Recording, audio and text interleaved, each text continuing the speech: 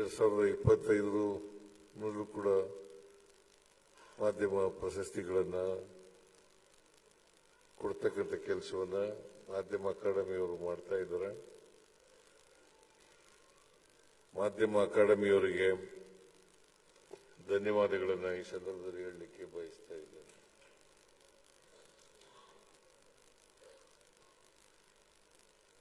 ಇವತ್ತು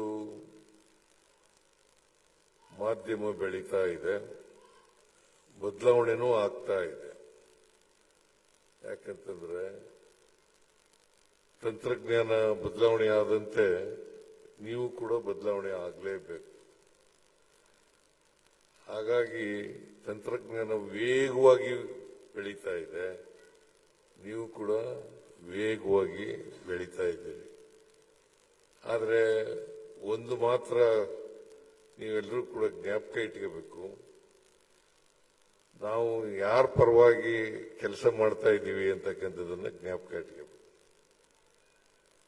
ನೀವು ಸಮಾಜ ಮತ್ತು ಸರ್ಕಾರ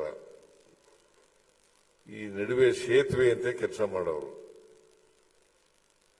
ಸಮಾಜ ಸರ್ಕಾರ ಇವ್ರ ನಡುವೆ ಸೇತುವೆ ಅಂತ ಕೆಲಸ ಮಾಡ್ತಕ್ಕಂಥವ್ರು. ಸರ್ಕಾರ ಕಟ್ಟ ಕಡೆಯ ಮನುಷ್ಯನನ್ನ ಗಮನಿಸ್ತಾ ಇದೆಯಾ ಇಲ್ವಾ ಅಂತಕ್ಕಂಥದ್ದನ್ನ ನೋಡಬೇಕು. ಯಾಕಂದ್ರೆ ನೀವೆಲ್ಲರೂ ಕೂಡ ನೊಂದವರ, ಅಲಕ್ಷಿತರ,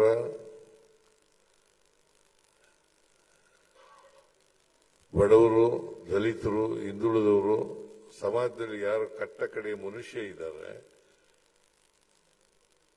ಅವರ ಪ್ರತಿನಿಧಿಗಳಾಗಿ ಕೆಲಸ ಮಾಡಬೇಕು. ಅವರು ನೋವು ನಿಲುವುಗಳಿಗೆ ಸ್ಪಂದಿಸ್ತಕ್ಕಂಥ ರೀತಿಯಲ್ಲಿ ಕೆಲಸ ಮಾಡಬೇಕು.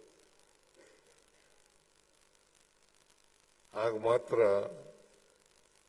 ನಿಮ್ಮ ವೃತ್ತಿ ಧರ್ಮವನ್ನು ನೀವು ಪಾಲನೆ ಮಾಡ್ತಾ ಇದ್ದೀರಿ ಅಂತಕ್ಕಂಥ ಮಾತುಗಳನ್ನು ಹೇಳಲಿಕ್ಕೆ ಬಯಸ್ತಾ ಇದ್ದೇನೆ.